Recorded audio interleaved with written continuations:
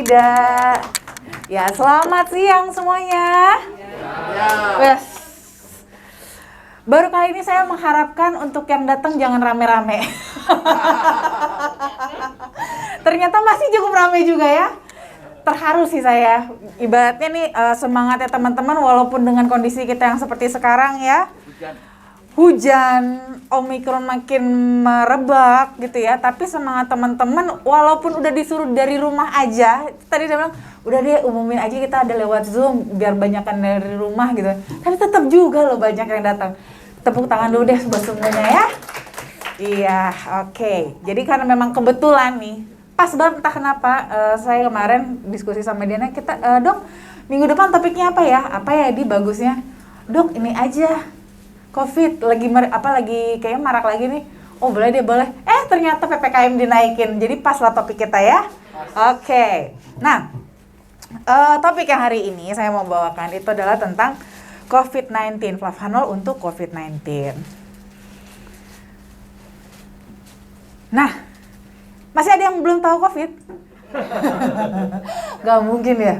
Kalau sampai COVID juga nggak tahu, ya ampun kemana aja nih 2 tahun, ya kan? Seluruh dunia tahu COVID itu apa? COVID-19 itu adalah penyakit menular yang disebabkan oleh virus corona, ya.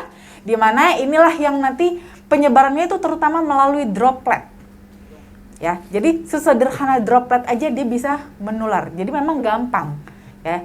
Dulu aja yang mulai versi alpha, beta, gamma, delta itu gampang. Omikron lebih gampang lagi. Ya, semakin gampang. Nah, ini akibatnya nanti timbullah gejala-gejalanya. Nah, gejala-gejalanya ini akan tergantung dari seberapa banyak jumlah virus yang ada di dalam tubuh kita. Semakin banyak jumlah virusnya, maka akan semakin berat gejalanya. Gitu. Kalau yang masih kecil-kecil ya, jumlah virusnya masih kecil, itu biasanya nanti gejalanya masih cukup ringan. Paling cuma batuk, bersin-bersin ya, gitu. Tapi kadang-kadang ya itu, kalau seandainya gejalanya jumlahnya berat, jumlahnya banyak, itu bisa semakin berat kondisinya. Ini tadi ya, ada alfa, gamma, beta, delta, omikron. Saya cuma nunggu aja sih kapan sampai omega ya, biar kelar gitu. Lama banget. Kita jadi kayak belajar abjad Yunani ya, kayak gini ya. Ya gitu, jangan sampai sih sampai omega juga. Ya. Nah, ini gejala-gejalanya tadi ya. Sebenarnya sih kita itu dia. Gejalanya itu sebenarnya mirip seperti flu pada umumnya. Tapi itu tadi yang saya katakan. Kalau jumlah virusnya kebetulan di tubuh kita tuh tinggi, itu gejalanya bisa berat. Yang tadinya flu-nya flu ringan menjadi flu berat. Ya kan? Kalau flu ringan kan cuman bersin-bersin, batuk, paling gatal-gatal tenggorokan. Tapi kalau sudah berat, itu bisa sampai ke sesak nafas. Dan ini bisa bahkan waktu itu yang untuk deltanya itu bahkan bisa lebih malah lebih ganas lagi ya. Dia tidak hanya menyerang saluran pernafasan, tapi bisa menyebar ke yang lain. Sampai dampaknya ada yang sampai ke diare juga, ke pencernaan ya. Ada yang sampai ke gangguan pada aliran darah, kekentalan darah, malah macam-macam, semakin berkembang ya. Gitu. Nah, yang ditakutkan sebenarnya adalah ini dia dari corona, komplikasinya. Ya. Komplikasinya, komorbidnya itu. Yang kondisi yang dimana itulah yang nanti memperberat dari coronanya sendiri. Seperti tadi saya katakan, corona sendiri sebenarnya flu. Nah, cuman flu dengan komplikasi. Kalau flu aja sih, ya flu biasa. Tapi saat dia berkomplikasi, itu dia menjadi berbahaya. Ya, komplikasinya itu bisa sampai pneumonia. Jadi dia tuh kalau yang pernah dengar tuh dia infeksi paru-paru, tapi yang jenisnya tuh kayak paru-parunya tuh kerendam. Nah, jadi kebayang ya, paru-paru kan isinya kan harusnya udara ya. Kalau kerendam sama cairan, kayak kita di dalam suruh bernafas di dalam kolam berenang, sesak. Gitu, nggak bisa berkembang paru-parunya ya. Terus juga bisa infeksi sekunder juga pada organ-organ lain ya. Bisa sampai malah gagal ginjal, bisa sampai serangan jantung, ya kan? Gangguan pernafasan akut, sama bisa yang paling parah angka kematian. Makanya kan dulu itu apalagi yang sesi-sesi awal ya, sangat concern sekali kenapa mengerikannya corona, karena angka kematiannya yang tinggi. Kalau angka infeksiusnya tinggi, sebenarnya sih virus-virus lain juga banyak, yang angka infeksiusnya tinggi gitu kan. Tapi di saat angka kematiannya juga menjadi tinggi, itu yang akan menjadi perhatian nih ya. Nah, kita mencegah. Nah, biasanya kan kita mencegah apa? Gunakan masker, bahkan kalau bisa double, ya kan? Terus habis itu cuci tangan, hygiene, ya. Cuci tangan juga kalau bisa jangan dengan air yang ditampung, tapi air yang mengalir. Ya, supaya apa? Virusnya atau bakterinya itu kebuang.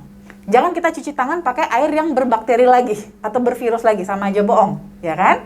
Dan pakai sabun. Karena sabun itu ada antiseptiknya, ya. Habis itu tidak hanya dari luar, ya. Termasuk juga nanti di sini kan ada juga kita ya kebiasaan-kebiasaan jaga jarak, ya. Ini harusnya agak-agak geser-geser. Ya, jaga jarak. Terus habis itu juga kebiasaan kita kalau seandainya kita bersin atau batuk, biasanya kita gitu aja kan, disemburkan aja. Nah, ini usahakan ditutup, ya. Biasanya tutup pakai lengan baju atau pakai siku, gitu ya. Jangan pakai tangan. Kenapa jangan pakai tangan? Karena kita suka lupa cuci tangannya. Makanya kenapa kita pakai siku atau lengan baju? Karena kita jarang menyentuh pakai siku kan. Halo, enggak gitu kan. Tapi kita pakai tangan, hey, gitu kan. Nah, kita kalau nggak sempat nih, kita hacim.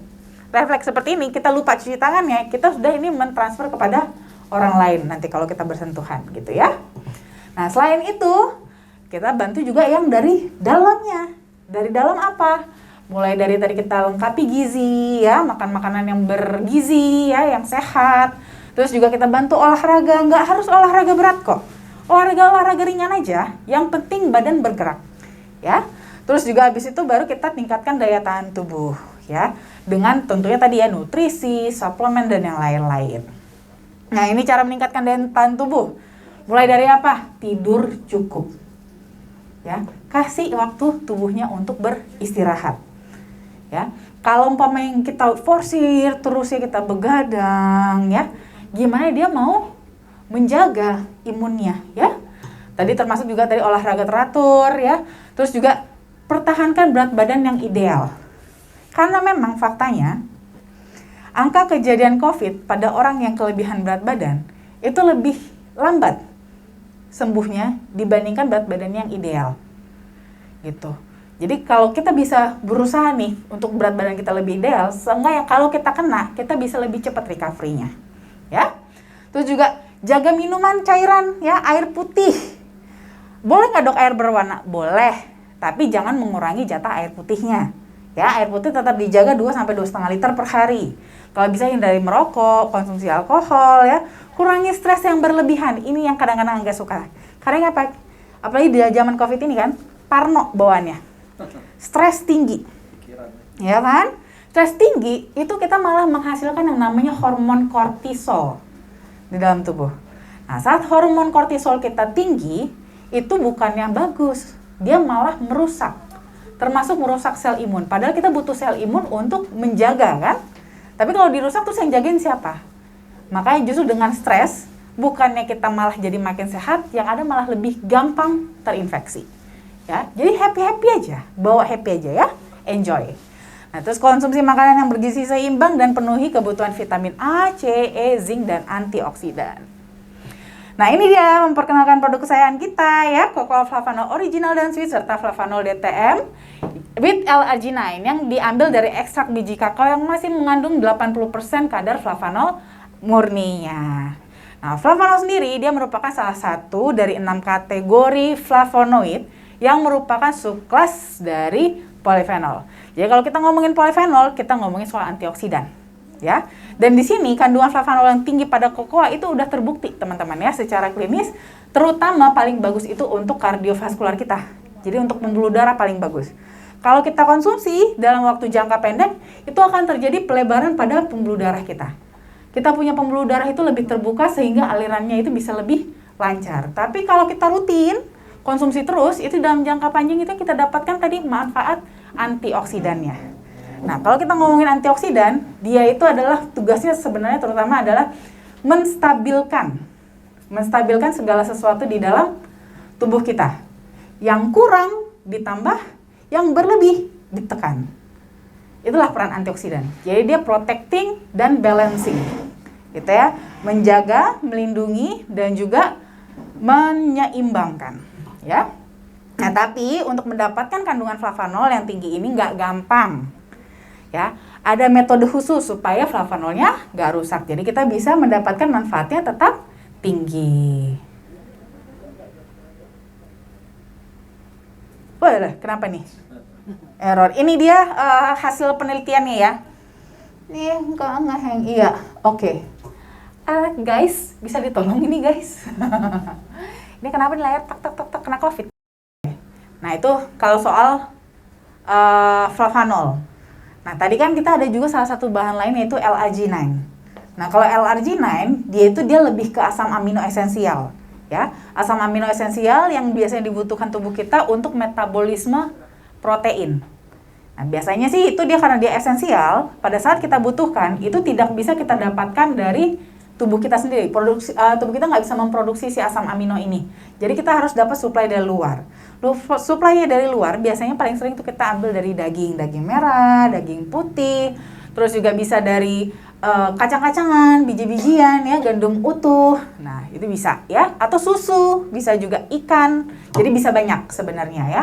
Nah, selain dia untuk metabolisme protein, arginine sendiri itu dia punya manfaat antioksidan di mana dia sendiri itu bisa berubah. Kalau kita konsumsi, itu dia bisa berubah menjadi nitric oxide di dalam tubuh kita. Saat dia berubah jadi nitric oxide, dia akan memerankan peran nitric oxide dalam membuka pembuluh darah. Nah, ini untuk case-case di mana nih, kalau mungkin ya ada beberapa teman-teman kita yang punya pembuluh darah itu udah terlalu rusak. Udah rusak banget. Sampai kita stimulasi untuk ngeluarin nitric oxide-nya sendiri, itu juga dia nggak sanggup. Nah, peran itu bisa digantikan sementara oleh arginine. Jadi arginine lah yang akan berubah menjadi nitric oxide, supaya nitric oxide-nya bisa tetap bekerja membuka pembuluh darah. Sambil nanti si pembuluh darahnya diperbaiki, sampai nanti dia bisa memproduksi nitric oxide-nya sendiri secara mandiri gitu ya. Nah, selain itu juga arginine ini juga bisa juga untuk menstimulasi juga ya pengeluaran hormon seperti hormon insulin buat yang diabetes atau hormon pertumbuhan ya buat yang anak-anak atau juga senyawa-senyawa lain di dalam tubuh. Nah, kalau untuk ekstraksi flavanol kita sendiri ini saya rasa juga teman-teman udah tahu ya, kita sudah punya patennya ya dari produsen kita yaitu Barry Callebaut, bahwa hanya Barry Callebaut satu-satunya di dunia yang menggunakan metode ini dalam memproses coklat sehat, gitu ya. Jadi metode yang mereka gunakan ini itu bisa memastikan, sudah terbukti, itu bisa mempertahankan sampai 80% kadar flavanolnya secara alami. Dimana kalau kita bandingkan dengan proses yang konvensional, itu justru banyak yang rusak, ya.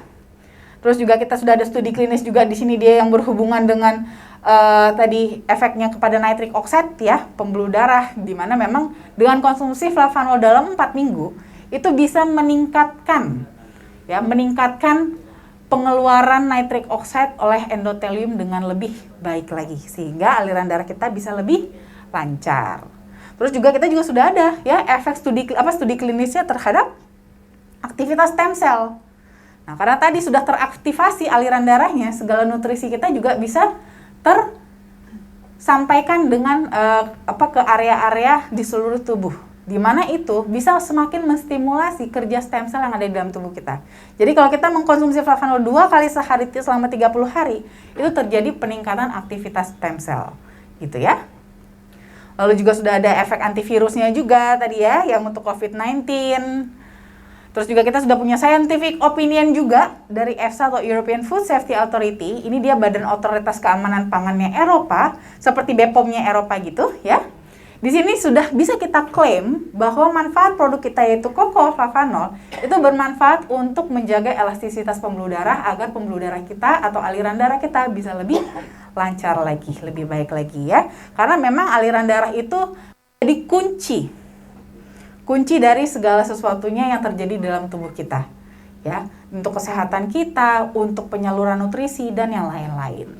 Nah, jadi untuk konsumsinya ya, untuk yang original maupun yang sweet itu bisa mengkonsumsi cukup 3-5 gram sehari ya, buat maintenance aja. Tapi nih kalau karena topik kita lagi tentang COVID ya, itu bisa konsumsinya lebih banyak. Nah, ini mungkin saya agak sharing sedikit. Kebetulan saya baru habis kena lagi Omikron. Saya ketawa aja nih kan. Ini aja saya tadinya ditanya-tanya kan, Dok Win gimana nih? Kita bisa seminar nggak? Tunggu dulu ya, ntar cek dulu. Tunggu sampai hari Minggu. Kalau hari Minggu aku sudah negatif, baru kita ajakan seminar offline, gitu kan? Itu aku terdeteksi COVID pas lagi Imlek. Imlek sebenarnya sih setelah Imlek bahkan Pak baru ketahuannya ya. Cuman udah mulai agak badan itu sudah mulai agak-agak sedikit kurang mantep lah gitu ya. Itu udah dari Imlek, cuman mikirnya kan mungkin karena habis liburan biasalah ya. Begadang ya kan, main-main apa segala macam, belum lagi nih cuaca hujan apa segala macam ya kan. Wah, mungkin masuk angin kayaknya nih. Awalnya nggak terlalu diiniin, tapi kok tenggorokan kering ya. Nah, ya kan? Kok tenggorokan kering nih. Waduh, jangan-jangan ya kan? Wah, hari Rabu pagi saya cek pertama saya cek justru malah di lab. Saya cek di lab, malah hasilnya negatif malah hasilnya. Tapi entah kenapa saya nggak percaya, karena firasat saya mengatakan harusnya positif. Orang malah minta positif ya, aneh ya. Orang saya kan udah ngerasa ya, kok rasa kayak badannya nggak enak, feelingku ini kayaknya kena deh. Feelingku kena karena kebetulan ada kenalan yang kena. Jadi kayak ada firasat, kayaknya ketularan juga nih gitu kan. Potensi untuk kenanya tinggi. Akhirnya saya tes lagi. Di tempat lain lagi tes, benar positif. Wah, bener nih. Tapi gejala ringan sih. Langsung, habis itu oke. Untung stok flavanol masih ada, langsung hajar flavanol. Itu saya hajar flavanol pagi, siang, malam, 1 sendok makan. Tak. Minum yang lain vitamin kebetulan karena belum sempat beli kan. Dan dia beli ya nunggu dulu kan JNE dan segala macam. Jadi belum nyampe di hari pertama itu, hari Rabu itu. Jadi benar-benar hari Rabu itu saya hanya flavanol only, paling sama obat-obatan gejala aja. Obat flu sama obat buat batuknya aja, tegal tenggorokannya aja. That's it. Itu 2 hari itu aja. Hari Rabu, Kamis, Jumat saya cek lagi. Cek masih positif. Tapi gejala udah jauh banget meringan. Udah ditanya lagi nih sama Diana. Dok, gimana? Kita bisa SEMKES nggak? Tunggu Jumat ya. Jumat aku cek lagi, gitu. Oke, terus saya genjot terus. Hanya flavanol aja. Dan itu yang vitamin-vitamin lain, yang vitamin C, vitamin D, vitamin zinc, itu tuh baru datang hari Jumatnya. Jadi baru saya minum itu di hari Jumat. Gitu ya. Baru minum tambahan itu, baru akhirnya hari Minggu pagi, peruntungan. Dok, gimana? Udah cek belum? Belum, ini baru mau berangkat. Cek lagi, ternyata udah negatif. Mantap. Itu. Jadi itu termasuk salah satu tips buat teman-teman ya. Jadi memang sometimes kita nggak usah khawatir. Yang penting digenjot aja. Gitu ya, digenjot. Percaya aja, pasti kita akan oke-oke aja kok. Ya, kita akan bisa sehat, kita akan bisa tetap kembali beraktivitas seperti biasa. Gitu ya. Jangan langsung panik begitu dinyatakan positif. Kalau dinyatakan positif, langsung ambil flavanolnya. Minum. Itu aja cukup. Ya, tambahkan yang lain, makanan makanan pastilah ya, makanan mah udah pasti dijaga kan. Terus minum yang anget-anget ya, istirahat yang cukup, gak usah parno, gak usah ketakutan, gak usah dibawa stres. Pasti bisa cepat sembuh ya. Nah, kalau yang DTM itu boleh juga teman-teman konsumsi ya. Kalau DTM itu dia kan sifatnya lebih ke booster ya sebenarnya. Jadi minumnya bisa 1 saset per hari buat maintenance atau 2 saset per hari buat booster. Nah, ini mungkin ada beberapa sih. Kalau saya sih kemarin karena kebetulan minumnya kan yang original. Nah, kalau yang DTM sih nanti biasanya sih tergantung pada teman-teman masing-masing ya. Boleh di mix, boleh mau DTM-nya aja, tergantung pada budget masing-masing. Kalau ngomongin DTM kan biasanya ngomongin budget ya. Gitu. Oke, terima kasih.